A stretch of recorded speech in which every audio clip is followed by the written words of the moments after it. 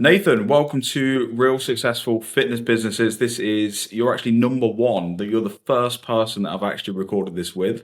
I said on my Instagram that I really wanted to start actually having conversations with people who have an impactful business, who are actually doing good in the world, and you really, really care about your clients, and you've built a phenomenal career, especially over the it's well over a decade now, isn't it? So I wanted to bring people on like yourself and have natural conversations with people like yourself about what you're doing, how you're finding the industry, the impact you're having, and also where you see it further on going into the future. So, first of all, thank you for your time and welcome to the show. Thank you for having me on, mate. I'm very humbled and but excited to just share whatever knowledge I can give to future people out there and other coaches and just give an insight into what I do. So yeah. Not a problem whatsoever. So yeah, if you just want to tell the viewers and tell anyone that's watching this a little bit about yourself, like your background, where you've come from, for anyone that doesn't know who you are, that'd be incredible. Yeah, cool. So we'll just start from the bottom and I'll go as quickly as possible through this. No, So to you speak. there's no rush, no rush. So I started playing rugby when I was like, I think I was 5 or 6 years old. So me and my older brother played rugby. He's a year older than me. So we've always been like fitness background orientated, me and my family basically. My parents, they kind of went to the gym, but they weren't really sporty, so to speak. They was actually quite Sure. quite big drinkers, if I'm honest. But yeah, so we started playing rugby, and me and my brother, when we got to around about like 14, 15, we started going to the gym. So we started like running to training, doing a weight training session, doing a rugby training session, then running home. And we did that multiple times per week. We both started playing at a bit of a higher level. We both played for like Oldham, Rochdale, a few other different like semi-pro sides, should we say. Mhm. But that kind of generated my love for the gym because obviously rugby's a physical sport, innit? And I was a small guy. Yeah, I was a very, very small guy. So I needed to actually bulk up a little bit and actually start eating some food and lifting some weight. So that was kind of my drive to actually get into the gym because I needed to.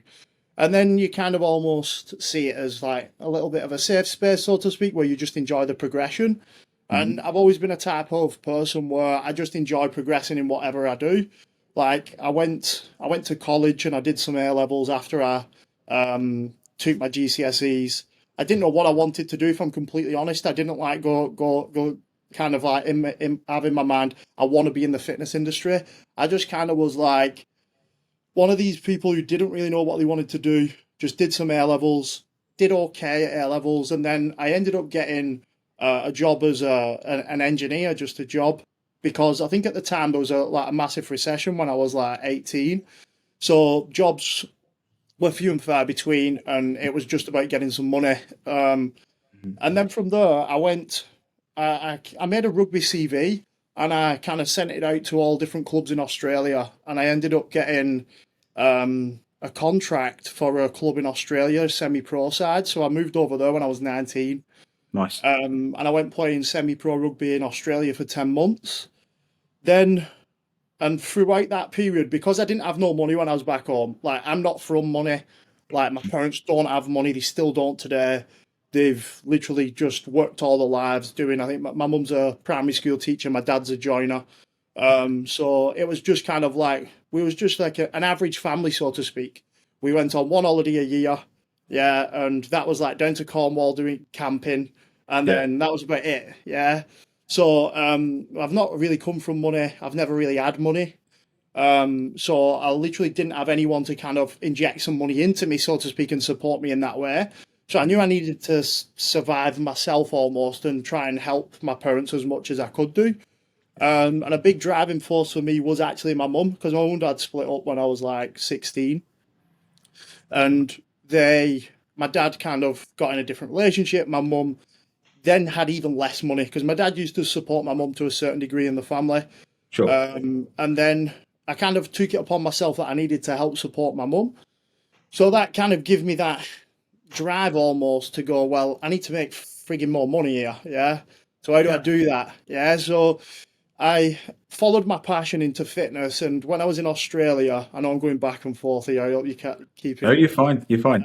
But when I was in Australia, I actually come into some more money. I was getting paid semi-professionally and I had a full-time job. I was actually painting steel in the sun, mate. It was not too bad of a job. So Yeah. I had two jobs. So I got double the amount of income. So then I saved up for a PT course. I paid my PT course. I did my PT course whilst I was over there. And I actually started PTing towards the back end a little bit in Australia. And then I came home. They actually offered me to stay out there, but I didn't want to. I was a bit like homesick, if I'm completely honest. I am a bit of a home bird.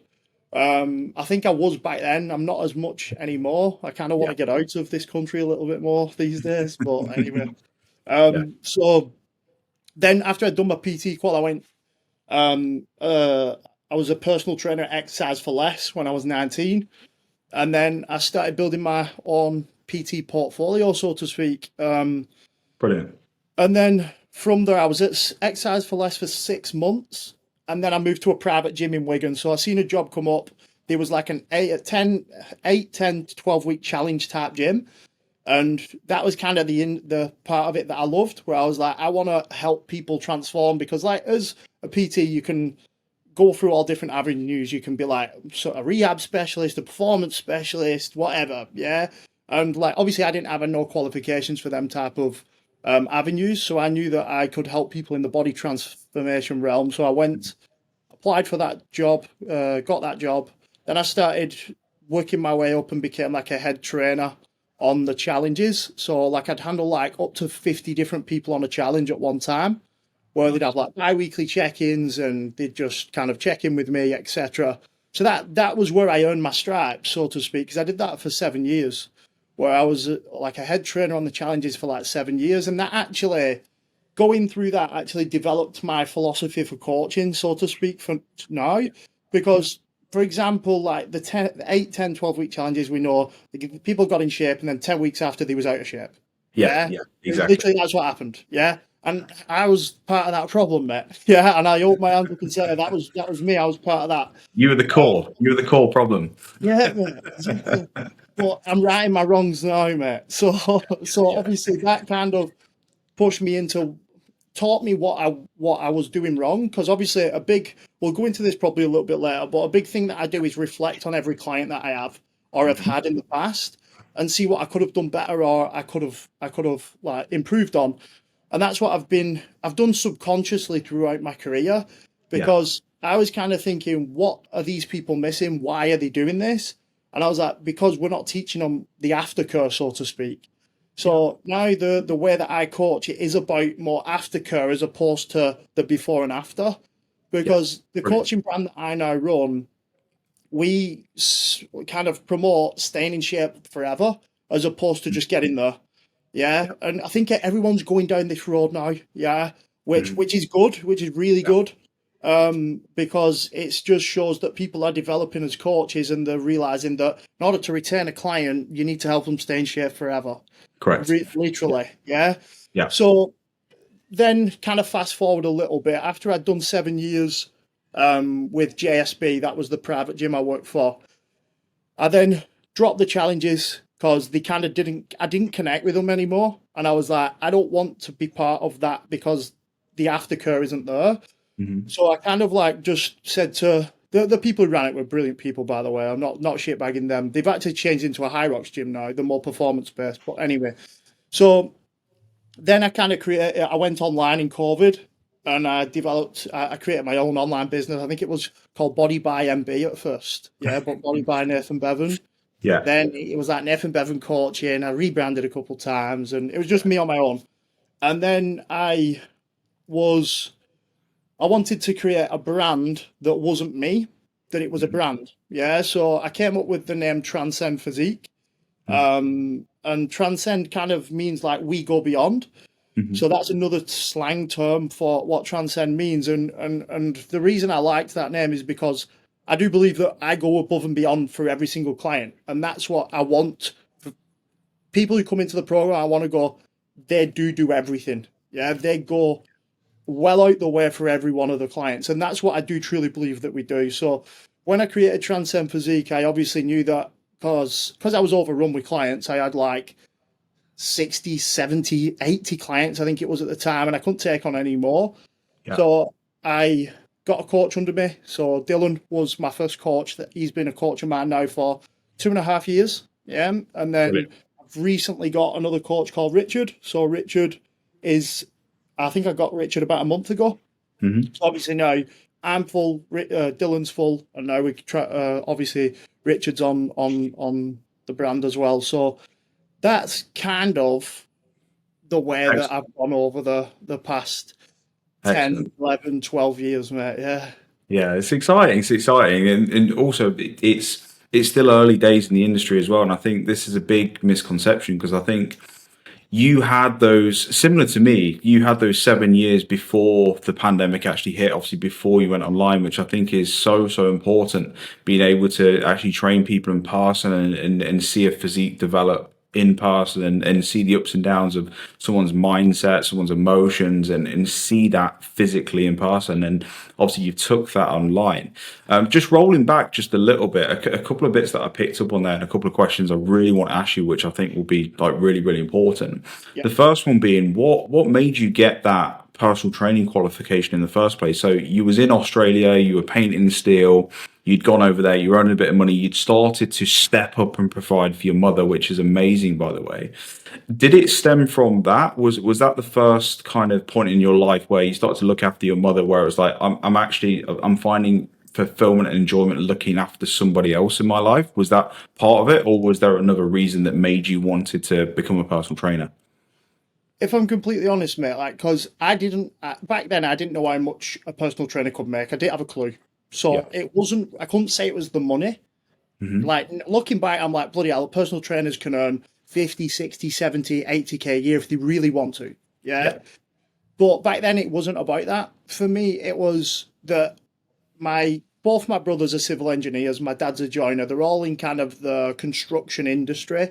And Sure. I knew that wasn't for me because I did the engineering job and I was literally grafting my arse off. And I was a grafter. I actually got a job promotion in that 12 months. But so I was grafter, but I didn't enjoy it. And Sure. like the reason that pushed me into it was like, what do I enjoy? Like, what can I do that I know that I'm going to actually be passionate about and put my all into it?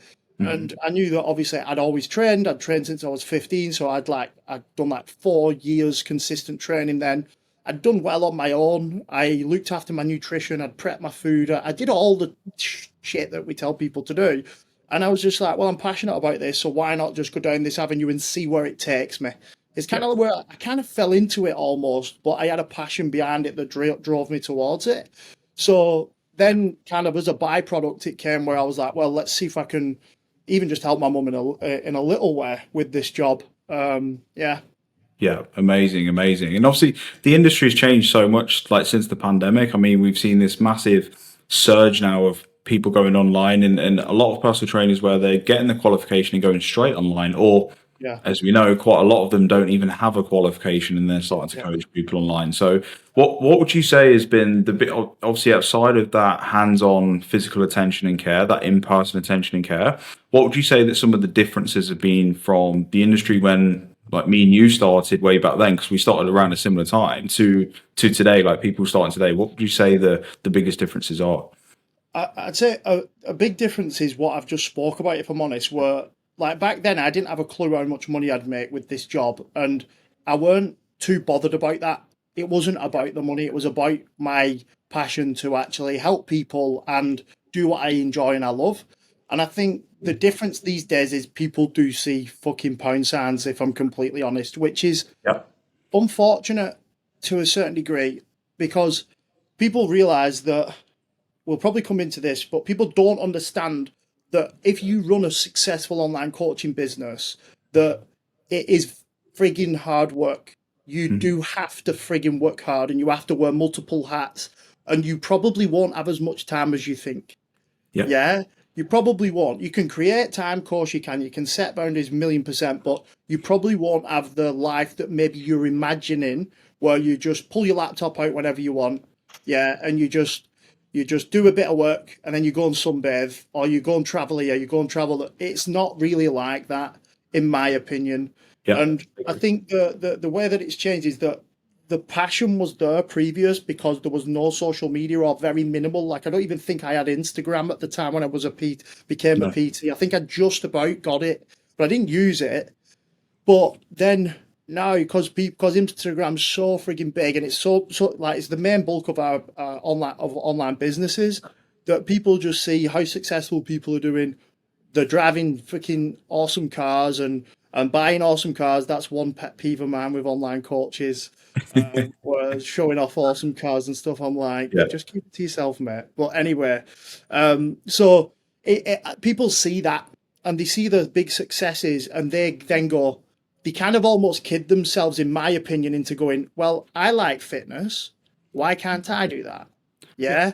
And I get that. I get it. And I'm not shitbagging these people. I'm really not. I'm just kind of saying that the difference is that people see what the life can be like and they go, right, well, I want that life. I don't like what I'm doing now and I want that life of that other person. And I think that's just obviously a big thing of social media these days, even with other different jobs. It's not obviously just the fitness industry, but Yeah. I feel like the passion has gone down Hmm. and the kind of materialisticness of online coaching has gone up. Yeah, I completely agree. I actually did. It's a really interesting topic. I'm sure me and you can speak about this for ages, So, which is absolutely fine. But I actually did. I did a reel, Instagram reel. I think it was last week, and I was talking about exactly what you were saying there. I think a lot of people that are starting out or coming in the industry, they're trying to go from 0 to 100. Whereas when we started in the industry, we went from 0 to step 1 to step 2 to step yeah, 3 to step 4, and we gradually developed. Whereas now, people are almost looking at anything under the lifestyle of the cars, the watches, the lifestyle, etc., as unsuccessful. yeah, And people are looking at their success as, and this is the whole purpose of having these conversations with people like yourself. People are doing it right, in my opinion. But people are defining success by the money that's in the bank account, not the impact that they're actually having on people's lives. Because ultimately, what you do, and you've hit the nail on the head, people are skirting over the fact that you're waking up every single day and changing people's lives. Like you're helping them lose weight, lose body fat, be confident. That's then helping them have a lot more energy, helping them be healthier, helping them make better memories with their kids, helping them get a promotion at work. Health and fitness and physique development has such a bigger impact than just the before and after photo. It means so much, and that's why I've always remained in the fitness industry. I know I switched from fitness coach to business coach about 5 6 years ago, but I've never been able to leave the industry because of my original passion from it right at the very beginning. And I feel like people are just missing that fact, and then they get frustrated when they, like you said, they don't have the laptop lifestyle, they don't have the car, they don't have this because of what they see online, and you're missing the point. yeah. And I always you said it before, mate. Like people have to earn the stripes, in my Hmm. opinion. They've got to earn the stripes. And from my humble opinion, like I was a PT for 7 years previous to going online coaching because online coaching it was there, but it was like literally emails and Word stuff like that. documents. Yeah, yeah, yeah. So and I always say if I was starting again, knowing what I know now, I would definitely do it. And say if I didn't know anything to do with like coaching people or training people or whatever, I'd definitely do a minimum of 3 years on the gym floor. Hmm. 100%. Like for example, Dylan, coach of mine, he was new into the fitness industry. He'd done about 6 months of personal training before he became on a part of the brand. And I said to him, you have to do a minimum of 2 years PT before you go fully online. He's still not fully online, by the way. Yeah, Hmm. he does half and half. He's hybrid. And I Yeah. just said to him, like, you still need to do another year. Like, he's now full with PT. He's jam packed full. We're now trying to pull his PT hours down, push his online up, and we're kind of having that balance. But I knew that he needed to be that in person with people because it's so valuable. Like, if you think about it, in a commercial gym or any private gym or whatever, you're going to get a footfall of all different scopes of people. So you're Yeah. going to get the old woman who's 55, who's got a dodgy hip. You're going to get the young lad who wants to build serious amount of muscle and is a hard gainer. You're going to get the middle-aged dad who's just had a divorce and he's going through a bit of a rough patch. So you're going to see with all them three different people, it's just completely different lifestyles. Yeah. So you get good at handling different people, asking different questions, being adaptable and improvising based around the person's lifestyle, as opposed to going, this is your template, this is this is that, and following a select structure. Because coaching is knowing the person and knowing what questions to ask that specific person based around the lifestyle. And that's what PT is good for. Yeah, obviously you get to correct people's form in person, and you see more people in depth in person, and you get to actually speak to people more on a deeper level, because you'll know yourself, Josh, that how many people come to you and it's like a therapy session Yeah. Yeah. where they just talk to you, like, and you just speak to them for about 45 minutes of the 60 minutes, because that's what they needed for that session. Correct. Yeah. And that's where online fails. Yes, Yeah. I agree. Online fails in that realm. So you don't build a deeper connection online, you need to create a community. You need to potentially have like a community call every single week. You need to get people on Zoom calls throughout the coaching period, as well as a weekly check-in. But again, I will just say this, it's still not a deeper connection with that client than PT is. And Yeah. it never probably will be. Yeah. Yeah. But that PT, being a PT for that select period of time, will teach you so much about different people that you'll actually be able to become a better online coach faster Yes. from doing that, in my opinion. Completely agree. Completely. I think that the biggest sort of difference in what you're saying there is if you go straight online, you learn how to create a really good plan. But Yeah. if you actually start face to face and you have a lot more of that hands-on approach at the beginning, you learn how to be a good coach.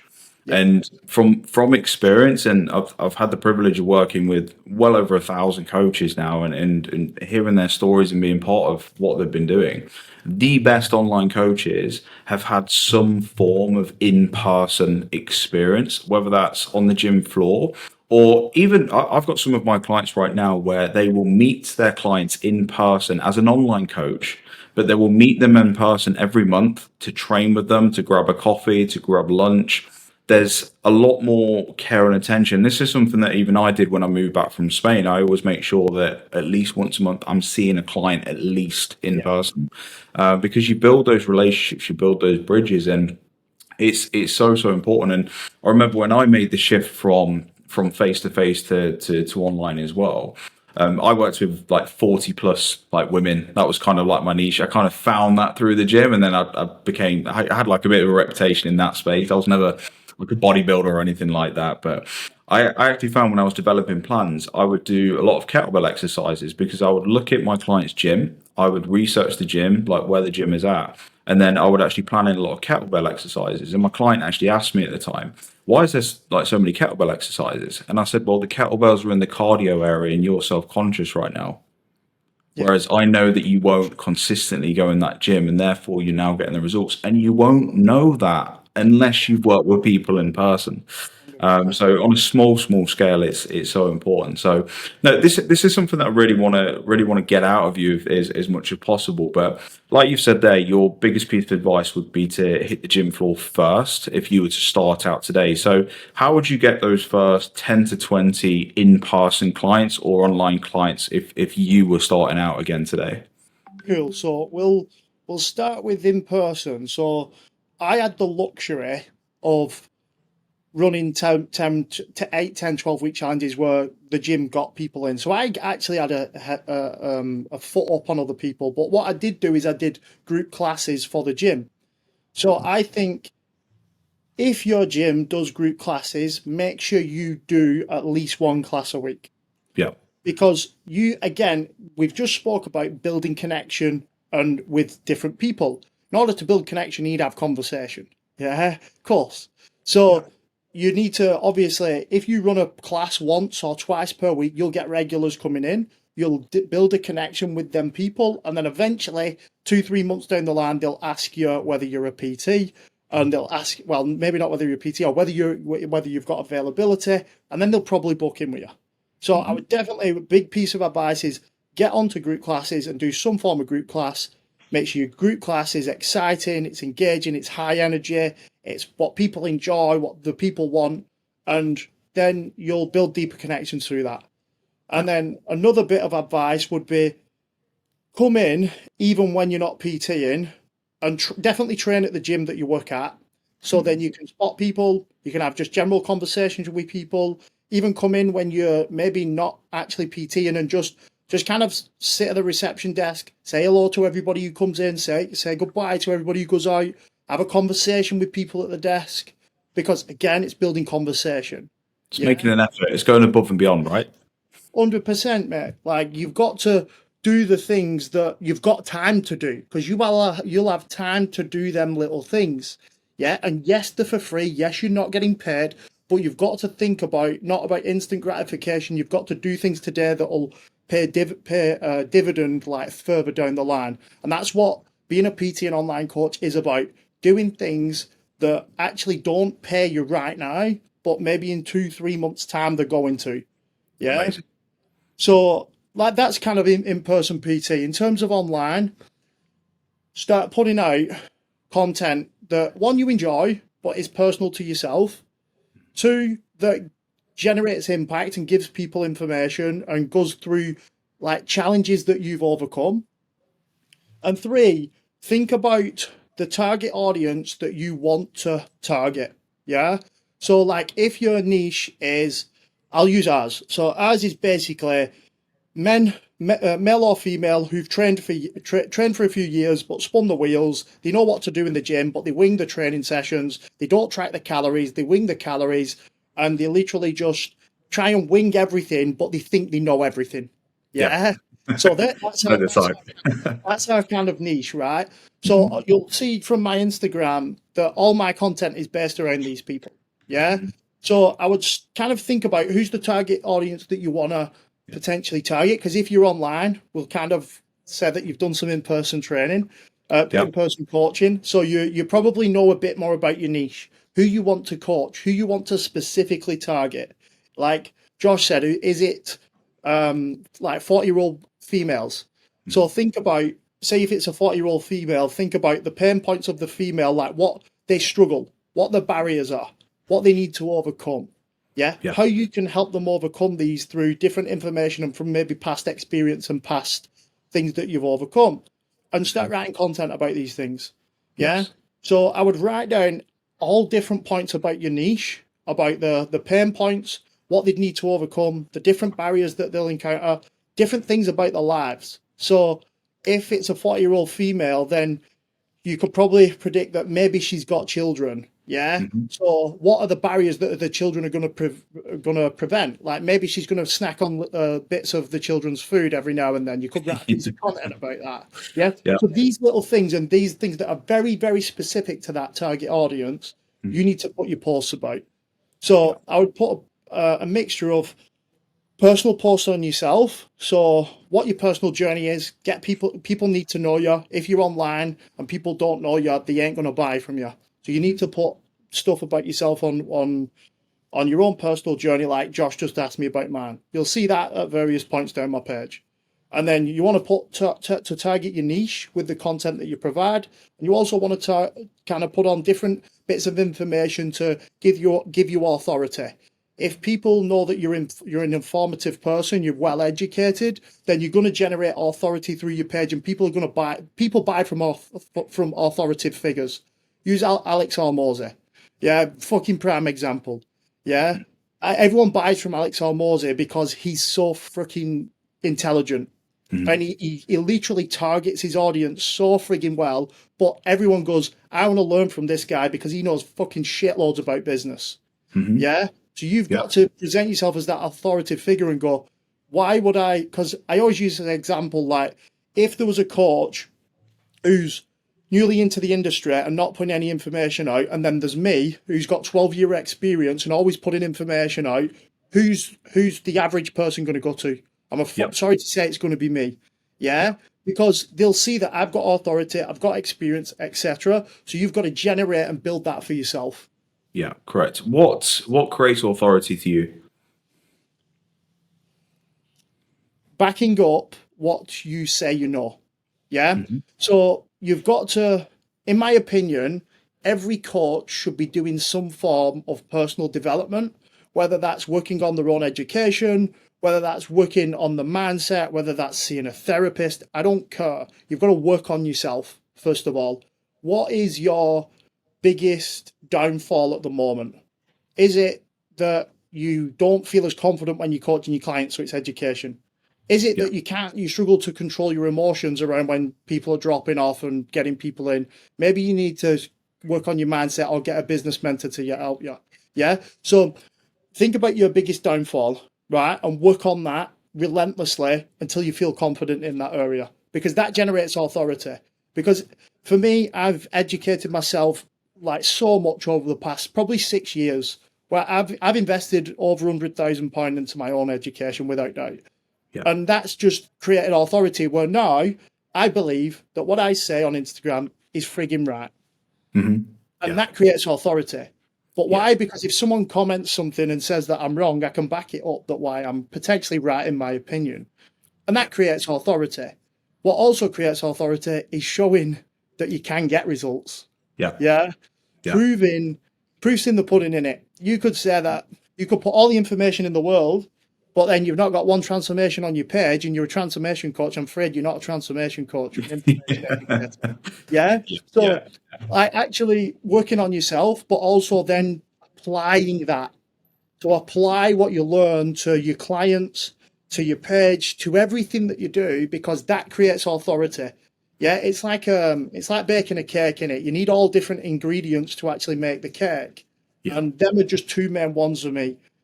Creating authority means to me that you need to educate yourself in the biggest area that you feel like is making you have some self-doubt and then apply that within everything that you do and make sure that you're presenting um, social proof on your socials. Yeah. So people go on your Instagram page and goes and kind of see that, yeah, he gives information, he's telling us about himself, and he's proving that he does what he says he can do. Yes, yeah, super important. And I think one of the reasons I invited you to be on this, be having this conversation with you as well, is because for me, top coaches in their space and the coaches like yourself who are building like a very good, successful, impactful business are the coaches who go all in. And I'm not seeing a lot of coaches in today's day and age go all in all areas, like every ingredient of the cake, like you just said. So some of them may do like maybe a course, and then that will be it. And then they expect to be successful. Whereas the patterns that I've seen, and again, going back to the privilege that I've had of seeing so many and almost having this database of people to kind of look at, the people who are the most successful, they are all in with everything. They are in the best shape that they can be in. They're fueling this every single day with knowledge, with wisdom in and around their space. They're working with their clients, they're networking, they are ticking every box that they can do, not just one or two. And that's something that I've really seen with yourself as well throughout the years. Like you said, you've invested so much money in yourself. You're in phenomenal shape yourself. I think you've recently competed again as well. You put so much care, time, and attention into your clients. You've got the reps in as well. Not blowing smoke at your ass right now, but you are someone that kind of ticks those boxes, and that's why we're having this conversation right now. You're someone that did go all in on the industry. And I have a lot of conversations with fitness coaches where they're so concerned about how to respond to an outreach message. And I'm just like, well, you're not documenting any of your life. You're not in shape yourself. You barely got any results. You're not actively helping people. You're not actively fueling your knowledge. You've maybe done a business coaching course or hired a mentor, and that's all you've done. Now you're expecting to be rich and successful. You have to be a professional. And I think people have forgotten about what that term actually means. I mean, you look at David Beckham as an example, iconic person in the UK, especially when I was growing up. He was like the role model, right? But 100%. talking about David Beckham, he only ever took free kicks. After training, he would take free kick after free kick after free kick. The guy wasn't practicing throw-ins. And that's why he became one of the best free kick takers in the world when it comes to football. So people have lost, and I think they've forgotten what the term professional actually means. It means you have to dedicate your life. People go into like a boxing match, they leave their families for 12, 14 weeks, and they're all in. And I think people have just forgotten what that actually means, and they're just too lazy to either do it, or they just don't want to do it. And they're looking at their fitness business as more of a side hustle rather than their identity and the impact they actually want to have. 100%. I mean, like, with that, like, let's be honest, it's hard to focus, go all in on all them different areas at one time, but that's not what I've done personally.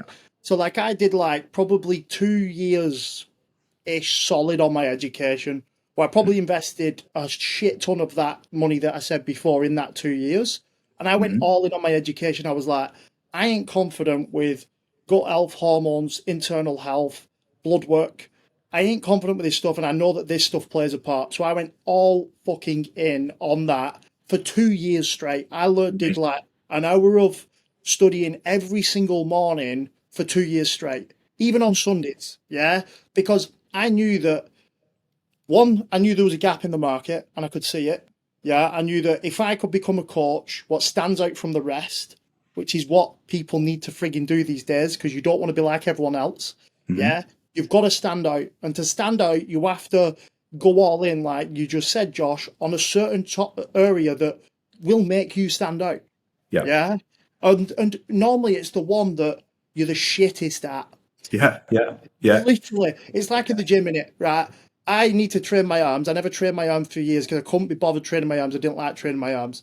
Now I need to train my arms because they need to grow. It's the same thing. Do you get what I mean? Like, I didn't like training arms, so I didn't train them, and then they lagged behind. It's the Yeah. same with anyone. Like, you'll find that the best body part that they have, like if you're a female and maybe you've got good glutes, because you love training glutes and you hate training shoulders. It's the same with business. Look at it the same in a weird way, where you're like, what am I shittest at, and what am I not confident in? So am I getting check-ins, and some check-ins I'm like, don't really know what to do with this person, right? Yeah. Yeah. So it's like, well, what is this person? What problems this person bringing? Because you need to learn about that problem.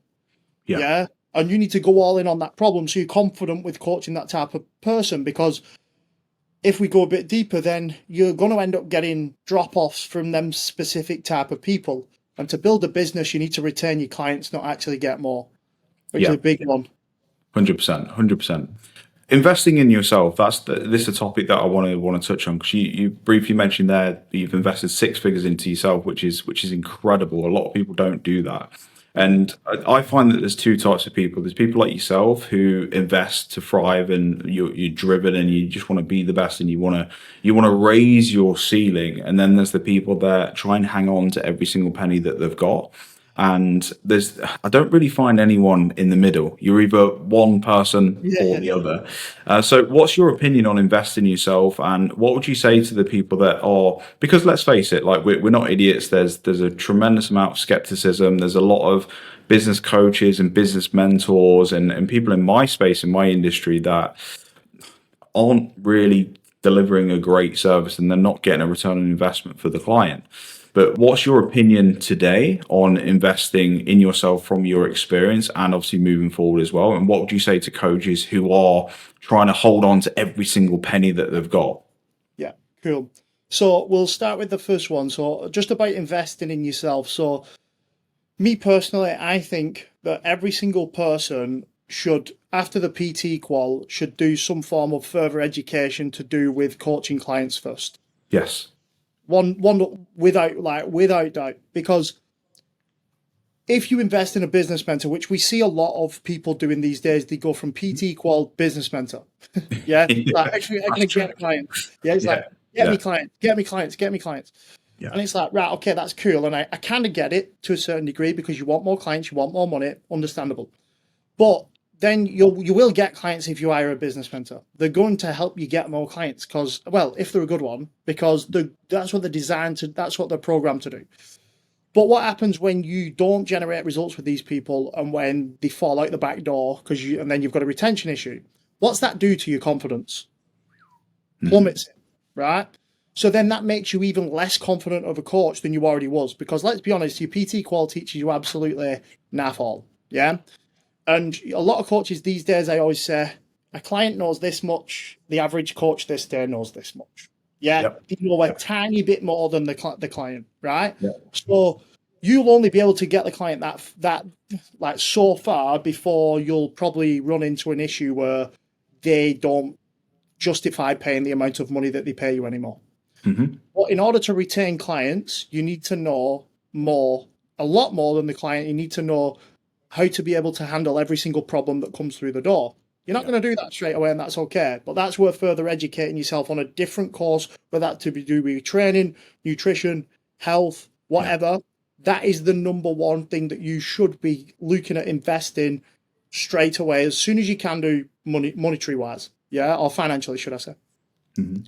Then after that, when you get to a certain point, you get really good at coaching clients and you'll get really good at generating results. You'll probably get a few more clients just by doing this and Yeah. by following the kind of steps that I've said, where you put content about yourself, about social proof, and about like your niche, so to speak. You'll get more clients just by doing that. Yeah. Naturally and normally. Then you'll get to a point where you're like, right, I want to scale this a little bit quicker. And I'm confident in my coaching. So then maybe hire a business mentor. I didn't get a business mentor until I was frigging 5 years deep into this, 6 years deep. Like Yeah. I didn't Same. even need one. Like it was just literally I built it off being passionate, getting results, and just throwing them out there. Yeah, the industry has changed a lot. I will say that since I like social proof doesn't do as much these days. People see before and afters every day. I think people are a bit desensitized, so to speak, to them, where they Mhm. don't do as much or have as much impact as they used to. I think now it's more about showing your personal journey, showing how you get the client there, all this type of stuff. Yeah. But that's kind of my blueprint in short of what you should be investing in. And then Hmm. if we look at the person who is a bit tight-fisted with the money, think about how do people make more money? Hmm. They by actually utilizing money to make more money. Yeah. Yeah. So Yeah. investing in the self. Like Mhm. I think Hormozy says that to make your first £1 million, you need to spend 100 grand. Yeah. And then to make your first £10 million, you need to invest £1 million, Mhm. something like that. So Yeah. as you can see from that, it's kind of like a tenth of what you earn. Yeah, should we say? So let's use that as a number. Hmm. What you earn in a year, you should be investing a tenth of that into yourself every single year, Yeah. and that's the number that I run off. I invest around about a tenth of my annual turnover every year into myself in whatever way that I need to. And I think that's a good, because it's all relative then, isn't it? If you earn 20 grand a year, just invest 2 grand a year in yourself. Yeah. Yeah. Simple. Literally. Easy. You could probably afford that if you really wanted to. If you Hmm. earn 50 grand, invest 5 grand. You get what I'm saying. So I'd say that if the investment is relative to the income that you have, I think that makes it a lot more easier for people to go, oh, I can part with that money then. Yeah. Yeah. Brilliant. Brilliant. So become the best coach that you can be first, Yeah. and then invest in growing, scaling, thriving with the business second. And that's obviously your advice in regards to the order in which to do that, which I agree with. I agree with because even from what I see from the business coaching side of things, a lot of the issues and a lot of reasons why people are stuck in the stagnant is because they've not done number one first. Yeah. And 100%. the basic, but the focus and the time and the energy is on the basics, and it's not like people don't get the results because they're not doing the basics right, and they're trying to do the expert like tricks essentially. Yeah. So no, I completely agree with that, which ties on really nicely, obviously, with what yourself and Ali are doing with Yeah. AIM education as well, which I absolutely love. I mean, when we met in person, it was phenomenal to see what you guys are doing with the industry, and obviously I align with both of you. I align with like personality and the Yeah. mission, the purpose, absolutely everything. It's why we kind of hit it off like pretty quickly, which was nice. So talk to us about A in education.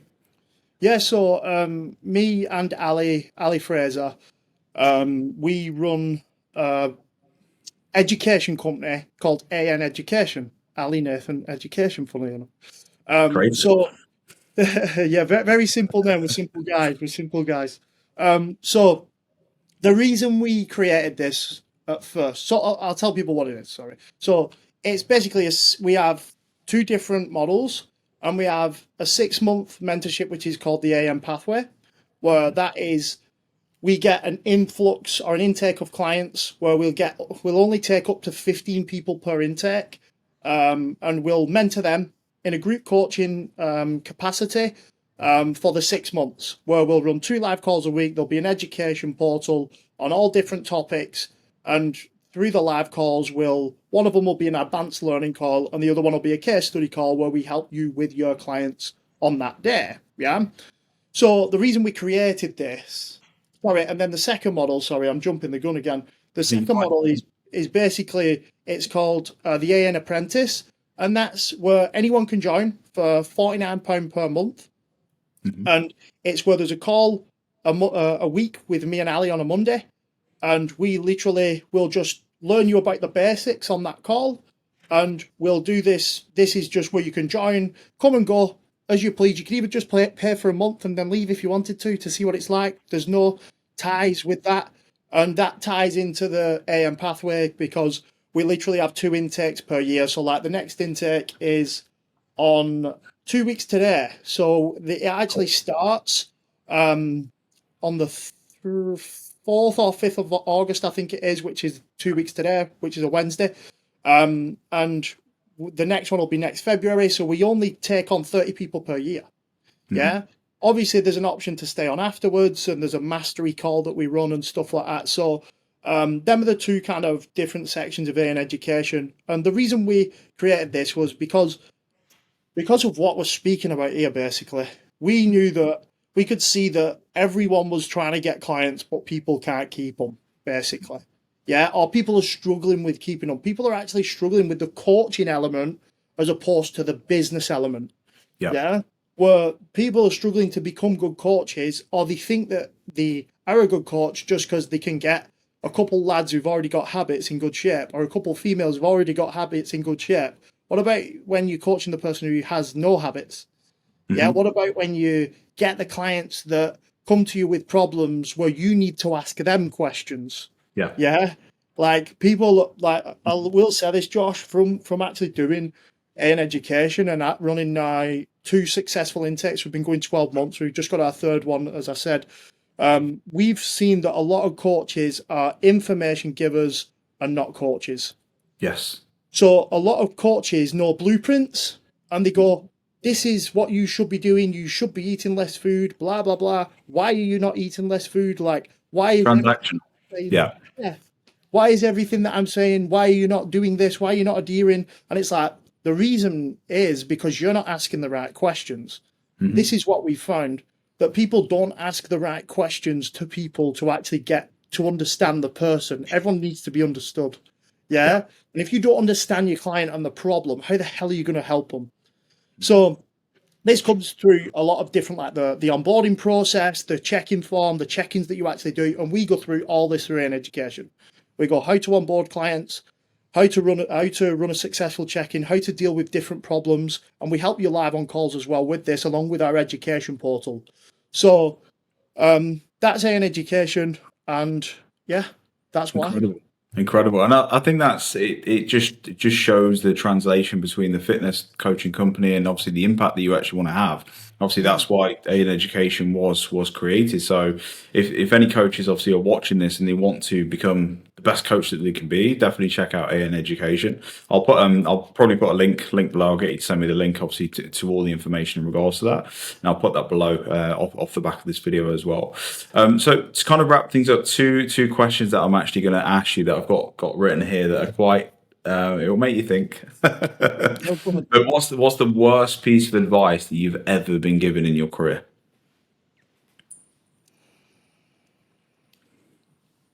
It's a good question. I got asked this on a podcast and it stumped me as well.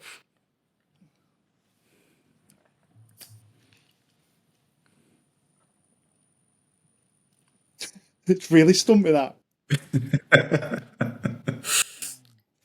So the worst piece of advice, I'll not say who it was by, but it was somebody who said to me, quite close to me as well, it was literally saying, so I'll say who it is. So it was my dad, right?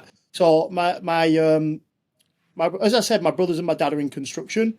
Yeah. So the worst piece of advice from my dad was say, you just need to get a construction job because that's what will earn you money. Yeah. And that was the worst piece of advice because I knew that I didn't actually want to be in the construction industry. I wanted to do what I enjoyed. Yeah. So me being a strong-minded person went against my dad, obviously, and just did whatever the fuck I wanted, right? Yeah. Some people Yeah. won't do.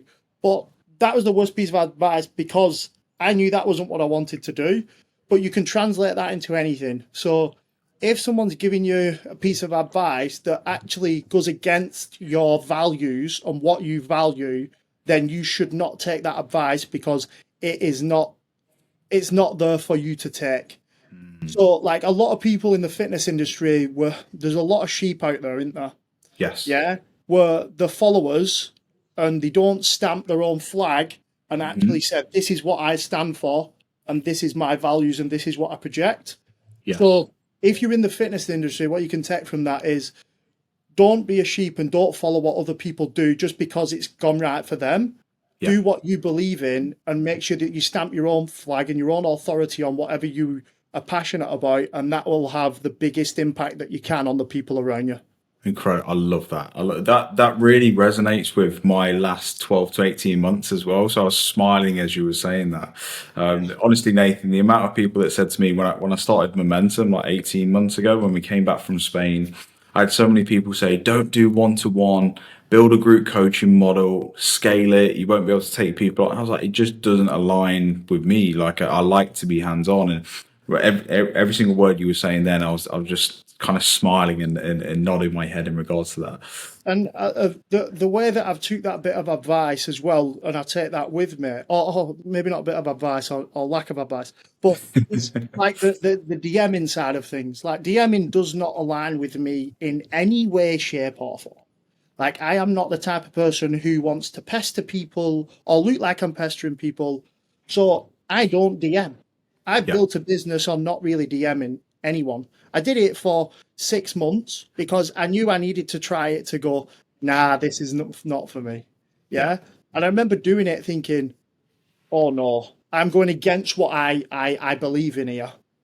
So if you do take some advice and it is goes against your values and you feel it in your gut feeling that it's going against your values, literally good work for trying it, but stick to what you truly believe in.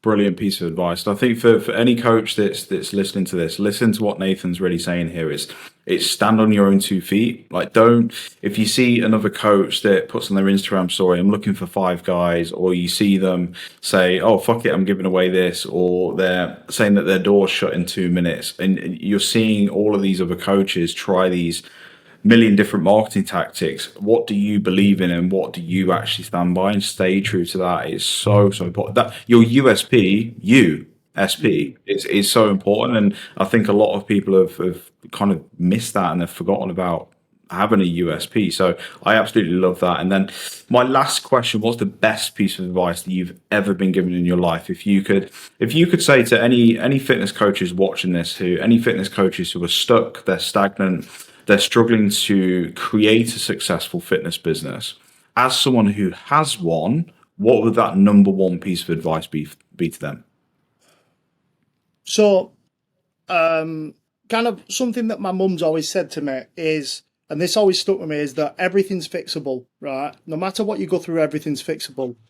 And how I like tying that into different things, I'll give you another one after this as well that's just gone into my brain. But how I tie that into different things is that things are going to go wrong at certain points, especially owning your own business, especially being self-employed. But if you reflect and think about the how you've got to this point and what potentially you could have done slightly better, then it's going to be fixable as long as you put your next step forward and as long as that's a positive one. So think about, because this game is up and down every frigging week. Yeah, there's peaks and troughs every week, even on a daily basis. My partner's Beth is a really successful online coach as well, and we go through a roller coaster of emotions on a weekly, daily basis together. Yeah, we both get it. Yeah, Yeah. so I always kind of say that everything's always fixable, and that as long as your next step forwards is positive after reflecting on what you've done or not done, then you're always going to be onto a winner eventually. Yeah. Brilliant. And the next one that I'll give you is We're getting a fucking bonus one. We're getting a second one. I like it's it. a philosopher here, but I'm not. These are just things that come in my head. Like, so like I remember I was one time literally earlier on this year when I was actually in prep, I remember thinking to myself, why the fuck am I doing all this? Why am I prepping? Why am I trying to run these businesses? Why am I trying to get another coach? Why am I doing all of this? Why? And the simple thought that I had was, what would I be doing anyway? I like Right? Because that then grounded me and made me think, I love this. I'm passionate about this. What else would I be doing if I wasn't doing this? I'd be Yeah. doing something that I didn't fucking enjoy. Mhm. Yeah. So sometimes, like, ground yourself, become humble again, drop the ego, drop the emotion, and just go, but why am I doing this? But if you do truly love it and you're passionate about it, you'll probably think, well, what would I be doing anyway? I enjoy this. I enjoy my life. I have a good life. I can coach people. I get people in better shape. I improve their life. It's not all bad. We're going to have bad days, but it's not all bad. Yeah. And I think that's super important because everybody's in a state of high emotion these days in this job. And it is important to ground yourself, humble yourself, reflect, and just kind of realize what you actually do have. Like, as a bit cheesy as that sounds, and I know that, but it is super, super true and important. Not cheesy at all. Not cheesy at all. Honestly, Nathan, I've really, really appreciated your time. I think the amount of value in that. I think anyone either starting in their career or they're kind of on the rise and they're in this social media world that is probably confused. They're lost. They're stuck. They're stagnant. They're just in this world of information overload. I think watching this, they'll understand a lot of value, some actionable steps that they can actually take away. And this is exactly what I want to get across with this series of videos and these conversations with people like yourself. It's industry leaders who are doing it right and not doing. We haven't really touched on money whatsoever during this whole conversation, and that's what it should be about. Building a business, especially a fitness business, it's a service-based business. You're here to work with people. And the money is just a byproduct of that obviously builds the business. Important, yes, of course, but this whole conversation hasn't been about money. It's not been, and that's so important. And I will just say this about money. I will touch on money now. Like, I earn the most amount of money that I've ever earned, and I'm no happier than when I earned half the amount of money that I earn. That's coming honestly from myself.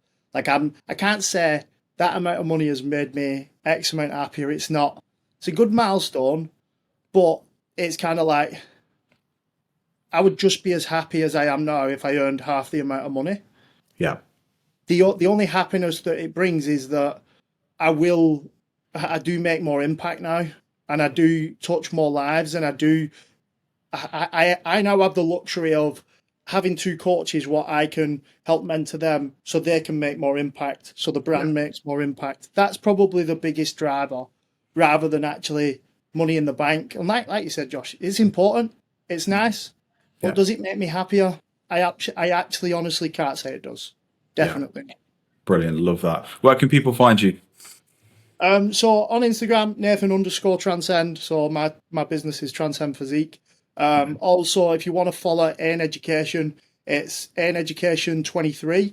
If you're interested in the next intake, please just follow us, drop us a DM. We can have a call. There's no sales pressure tactics or anything like that. If you want to just check out and follow the page and look at all our testimonials, all our information, check out our website, then feel free to do that. And then if you want to just get in contact over the next couple of months, we'll more than happy to have a conversation.